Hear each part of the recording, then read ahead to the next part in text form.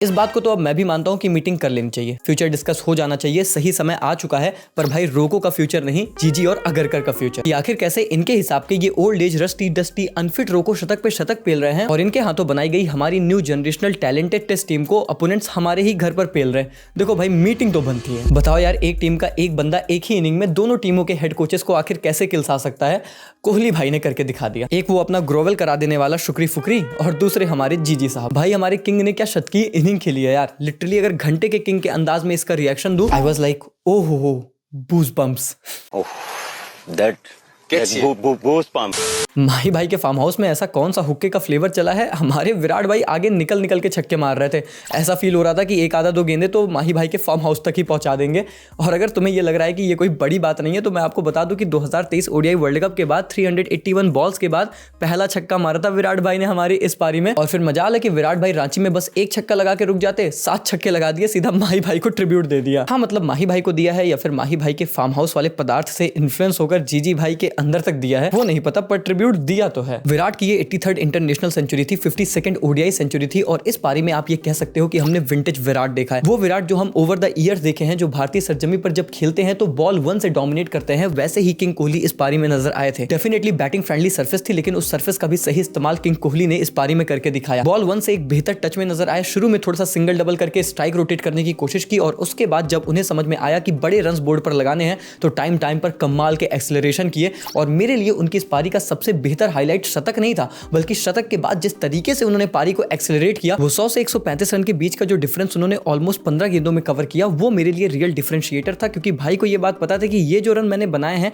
ये शायद मैंने अपनी टीम के लिए और अपने लिए बनाए हैं, पर अब मुझे इस पिच पर एक्स्ट्रा रन्स बनाने पड़ेंगे ताकि वो एक्चुअली में मैच का रियल डिफरेंशिएटर बन जाए। क्योंकि ये बात सबको पता थी कि ये पिच काफी ज्यादा रनों से भरी हुई है और अंत में ड्यू भी आएगी तो ये और ज्यादा आसान होने वाला है दक्षिण अफ्रीका के बल्लेबाजों के लिए। और उस वक्त जब विराट कोहली ने ये रन्स बनाए थे तो एक्चुअली में पिच थोड़ी सी स्लो हो गई थी और गेंद भी पुरानी हो गई थी। तो उस कंडीशंस में जो भाई ने एक्सेलरेट किया है वो मेरे लिए शायद इस पूरी पारी का सबसे बड़ा पॉजिटिव था और शायद सामने बैठे लोगों के लिए एक स्टेटमेंट भी था कि कंडीशंस कैसी भी होंगी, मुझे पता है कि मुझे मेरी टीम के लिए एक्चुअली में क्या करना है, एक्चुअली में मुझे मेरी टीम को जिताने के लिए क्या करना है, ये किंग कोहली से बेहतर कोई नहीं जानता। और ये तो हमारे विंटेज विराट की कुछ ऐसी पारी थी कि भले से नो नट नवंबर का आखिरी दिन ही क्यों न रहा हो, पर मेरे साथ साथ लगभग आधे भारतीयों का भाई ने व्रत तोड़वा दिया।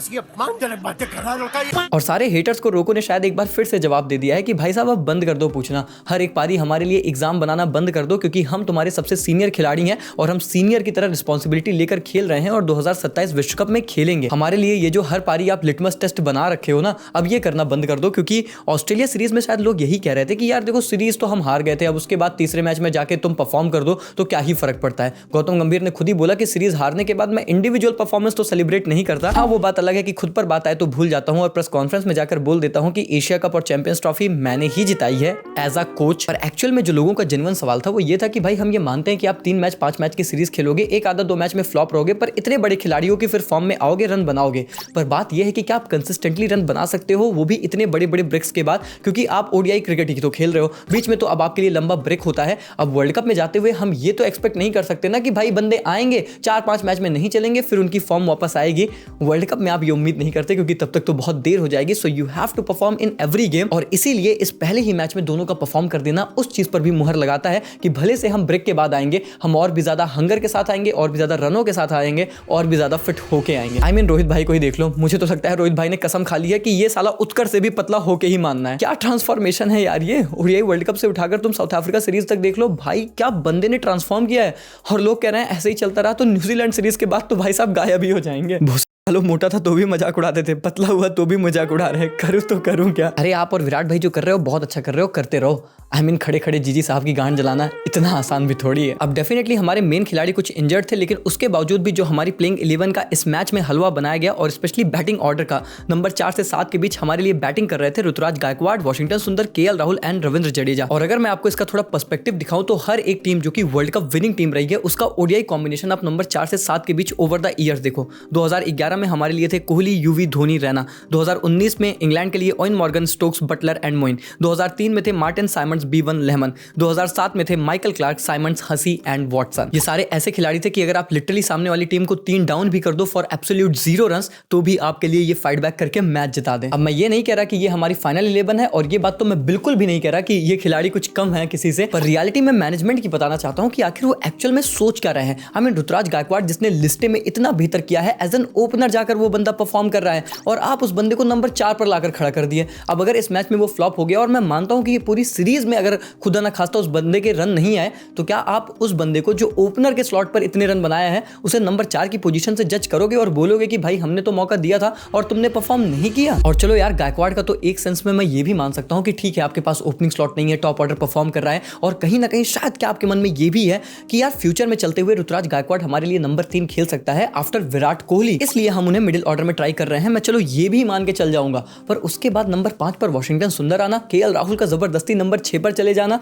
देखो मैं ये बात शुरू से कह रहा हूं कि भले से जब से जीजी साहब आए हैं केएल राहुल नंबर 6 पर खेल रहे हैं, और वो बंदा ऐसा है यार कि इतना वर्सेटाइल खिलाड़ी है, साला कहीं भी परफॉर्म करता है, पर मैं अभी भी यही चाहता हूं कि KL Rahul should play at number 5। In fact post match presentation के बाद केएल राहुल से पूछा गया कि आप नंबर 6 पर मतलब बढ़िया खेल रहे हो, वो बंदा लिटरली हेजिटेट कर रहा था, इधर उधर देखता है और फिर कहता है अब यहीं पर मुझे मैनेजमेंट खिलाना चाहता है। भाई साहब, भाई भाई भाई क्या चल रहा है इस टीम में? मतलब लिटरली बता रहा हूं, खिलाड़ी ओपनली शायद एक्सप्रेस कर रहे हैं अपना अनकंफर्टेबल जोन जो कि क्रिएट किया गया है मैनेजमेंट के द्वारा, और इसीलिए जो वो बीसीसीआई की मीटिंग है ना, वो रोको के फ्यूचर के लिए नहीं बुलाई गई है, पर एक्चुअली में मैनेजमेंट के लिए बुलाई गई है कि भाई साहब आप अपने खिलाड़ियों के साथ क्लियर कम्युनिकेशन क्यों नहीं कर रहे हैं? सीनियर प्लेयर्स आखिर इतने फ्रस्ट्रेटेड क्यों हैं? और फिर वॉशिंगटन सुंदर के बैटिंग ऑर्डर से आखिर हमारे जीजी साहब का क्या ऑब्सेशन है, ये तो मैं समझ ही नहीं पा रहा। फिर चाहे वो टेस्ट क्रिकेट हो और अब वनडे। भाई नंबर 5 पर आप चाहते हो आपके लिए कोई स्पेशलिस्ट बल्लेबाज खेले, फिनिशर खेले? अरे साउथ अफ्रीकन टीम से जाकर देख लो भाई, इतनी बैटिंग डेप्थ होने के बाद भी उनके लिए डिवॉल्ड ब्रेविस जैसे फिनिशर्स आते हैं, और यही अब नया ओडीआई टेम्पलेट है जहां पर आपको ऊपर से रन और नीचे से बड़े शॉट्स, बड़े हिटर लगाने वाले खिलाड़ी चाहिए होते हैं।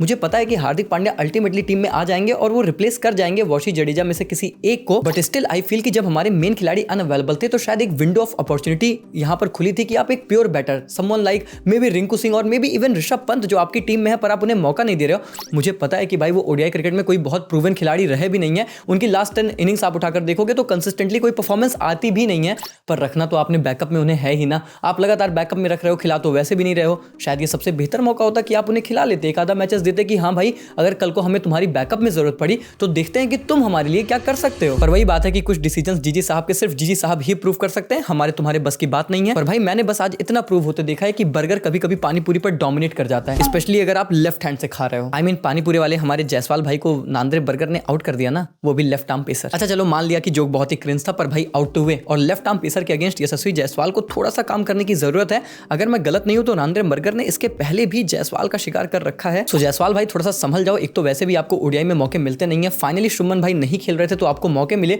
और उसके बाद भी अगर आप इस तरीके से परफॉर्म करोगे तो हम तो कुछ नहीं कहेंगे, बस शुभमन भाई कह रहे हैं कि अरे भाई मैं तो अच्छा नहीं खेलता ना, तो तुम्हारा यशस्वी जायसवाल जो शतक मारा है उसी की हाईलाइट भेज दो। खैर इस मैच की असली हाईलाइट तो हमारे रोको और उनकी कमाल की पारियां रही हैं। मतलब लिटरली इन दोनों को देख के ऐसा लगा कि हमारे वो पुराने रोको हैं जिनको हम ओवर द ईयर्स देखा करते थे। विंटेज रोको पार्टनरशिप एक बार फिर से देखने को मिली। एक तरफ रोहित ने शाहिद अफरीदी को पीछे छोड़कर ओडीआई के मोस्ट सिक्सेस लगा दिए, तो वहीं पर हमारे विराट कोहली ने एक और शतक ही जड़ दिया। खेलो तो ऐसा खेलो भाई कि हारे साउथ अफ्रीका लेकिन दर्द गंभीर की गांड करे। नंबर 4 पर आते हैं ऋतुराज गायकवाड़, एक कमाल का कैच उनके ही अपने सीएसके टीममेट डिवॉल्ड ब्रेविस पकड़ लेते हैं। हमें तो अपनों ने लूटा, गैरों में कहां दम था। बेचारे सीएसके फैंस भी इस मैच में अलग ही डिलेमा में थे। एक तरफ गायकवाड़ का कैच ब्रेविस ने पकड़ा, फिर बाद में ब्रेविस का कैच गायकवाड़ ने ही पकड़ लिया। पर यार लगभग 2 साल के बाद ऋतु को मौका मिला है, भले से ही एक नई बैटिंग पोजीशन पर ही जीजी साहब क्यों ना खिलाएं, और मैं दिल से चाहता हूं कि बंदे को इस ओडीआई सीरीज में कंसिस्टेंटली मौका मिले, फिर चाहे आप नंबर 4 पर ही कंसिस्टेंटली मौका दो और फिर वो बंदा परफॉर्म भी करके दे, क्योंकि ऋतुराज गायकवाड़ ने लिस्टे में रन्स बनाए हैं। आप इनको वो पुराने ओडीआई स्टैट से अभी तो एटलीस्ट कंपेयर मत करो। बहुत हुई बैटिंग, चलो अपनी ड्यूटी पर वापस जाता हूं। खैर इसके बाद वॉशिंगटन सुंदर का एक्सपेरिमेंट जीजी साहब का नंबर 5 पर ऑब्वियसली पूरी तरीके से फ्लॉप रहता है। उसके बाद आते हैं कमाल लाजवाब राहुल, एक नई बैटिंग पोजीशन पर वो खेल रहे हैं, पर क्या फर्क पड़ता है। शुरुआत में थोड़ा सा स्लो खेलते हैं, पर बाद में पारी को कमाल के तरीके से एक्सेलरेट किया। 60 की कमाल की पारी खेली। रविंद्र जडेजा ने भी थोड़ा सा साथ उनका जरूर निभाया, और जिसके चलते भारत ने 349 रन बना लिए, जो कि मुझे एक्चुअली में ये लग रहा था कि थोड़े से कम थे। और इसीलिए मैं ये चीज हाईलाइट कर रहा हूं कि जिस तरीके की शुरुआत हमारे रोको ने हमें दिलाई थी, ये स्कोर 370 380 तक आसानी से टच कर सकता था, और इसीलिए वो जो बैटिंग पोजीशन की मैंने बात की ना, वो बहुत इंपॉर्टेंट बन जाती है कि आपको लोअर डाउन दी ऑर्डर एक तगड़े हिटर की अब रिक्वायरमेंट है, और वो चीज़ होपफुली अगर हार्दिक पांड्या आते हैं तो उस रोल को अच्छे तरीके से निभाएं, नहीं तो फिर वर्ल्ड कप में जाते हुए टीम इंडिया को दिक्कत हो सकती है। खैर चेस की बात आती है तो एक स्टेज पर साउथ अफ्रीका तो 11 पर 3 डाउन हो गए, और मुझे लगा कि 349 तो बहुत ज़्यादा बन गए, ये तो 249 तक भी नहीं पहुंचेंगे। पर फिर साउथ अफ्रीका का जो इस वक्त का जीन है, चोकर वाला नहीं भाई, विनर वाला, वो जीन एक्टिवेट होता है, और फिर क्या कमाल का फाइट बैक करते हैं दक्षिण अफ्रीका के 3 superstar Matthew Breetzke, Marco Jansen and Corbin Bosch. मुझे तो सच में ये लगता है कि नंबर 7 और नंबर 8 पर जिस टीम के लिए मार्को यानसन और कॉर्बिन बॉश जैसे ऑलराउंडर्स अवेलेबल हो, जो एनी डे आपके लिए मैच विनिंग नॉक खेल सकते हैं, फिर किसी भी फेज ऑफ इनिंग में गेंदबाजी कर सकते हैं, ये बहुत बड़ा एसेट है जो दक्षिण अफ्रीका के पास है। और मुझे तो ऐसा लगता है कि दक्षिण अफ्रीका ने अभी इसे बहुत अच्छे तरीके से यूटिलाइज किया भी नहीं है, आगे आने वाले समय में यूटिलाइज कर सकते हैं। आज कंडीशंस बहुत फेवरेबल थी, बैटिंग फ्रेंडली थी, ऑब्वियसली ड्यू भी आ गई थी, और फिर इन खिलाड़ियों ने दिखाया कि एक्चुअल में कितनी ज्यादा पोटेंशियल और एबिलिटीज इन खिलाड़ियों के अंदर है, ना सिर्फ केवल गेंद से बल्कि बल्ले के भी साथ। एक समय पर जब बॉश और यानसन के बीच पार्टनरशिप चल रही थी तो जीजी साहब के भी गोटे एक समय के लिए तो मुंह में ही थे। वो तो भला हो कुलदीप भाई का, जिनकी उंगलियों में जादू है, और इन्हीं उंगलियों से उन्होंने पूरा मैच पलट दिया, वरना तो लेने के देने पड़ जाते। Show me the magic of your fingers Kuldeep. Sure. तू समझा? हाँ। नहीं, तू समझा नहीं। पर भाई समझना तो शायद हमें ये भी चाहिए कि एक टीम अगर सामने से 11 पर 3 आउट थी तो फिर आखिर उसने हमारे अगेंस्ट 332 रन कैसे बना लिए। ये हमारी गेंदबाजी पर थोड़े से सवाल जरूर उठाता है, पर मुझे लगता है कि कंडीशंस भी यार कुछ ऐसी थी, एक तो फ्लैट सरफेस थी और ऊपर से ड्यू की भी इतनी ज़्यादा मार पड़ गई थी कि मैं उतना ज़्यादा गेंदबाजों को ब्लेम नहीं करता। इनफैक्ट मैं तो तारीफ करना चाहूँगा हमारे ओपनर गेंदबाज हर्षित राणा और अर्शदीप सिंह की, जिस तरीके से उन्होंने शुरू में वो जो 3 विकेटें चटका ली और हर्षित ने वो जो शुरुआत के 2 विकेट चटका लिए, उसने साउथ अफ्रीका को मैच में बहुत पीछे ढकेल दिया था भाई, वरना कंडीशंस बात में इतनी फेवरेबल थी बैटिंग के लिए कि एक्चुअली में ना ये मैच साउथ अफ्रीका निकाल भी लेती। अगर एक आधा अच्छी पार्टनरशिप और पड़ जाती, कॉर्बिन बॉश को अंत में कोई सहारा भी दे देता ना, तो ये मैच निकाल लेती अफ्रीका। इस कदर की बेहतर बल्लेबाजी इनके लोअर ऑर्डर ने की थी, और इसके लिए इनकी जितनी अप्रिशिएशन की जाए उतनी कम है। मतलब भाई मैच देखने में लिटरली मजा आ गया। अफ्रीका ने भी कमाल की फाइट की, उस इंटेंट को सलाम है, उनके इस एटीट्यूड को सलाम है यार। ये नई अफ्रीका है, ये लड़ती है झगड़ती है। बाकी इंडिया तो हमारी इंडिया ही है, मतलब ये तो जीतती है। तो होपफुली हम ऐसे ही जीत का शोर मचाते रहें, विराट और रोहित शतक पे शतक लगाते रहें, और तो भाई एक लौड़े और तो लौंडो को क्या ही चाहिए, पीक मेल हैप्पीनेस। बाकी अगर आपका भी संडे सुपर संडे हुआ है तो वीडियो को लाइक करके नीचे से कमेंट में कुछ प्यारा सा लिख देना रोको के लिए।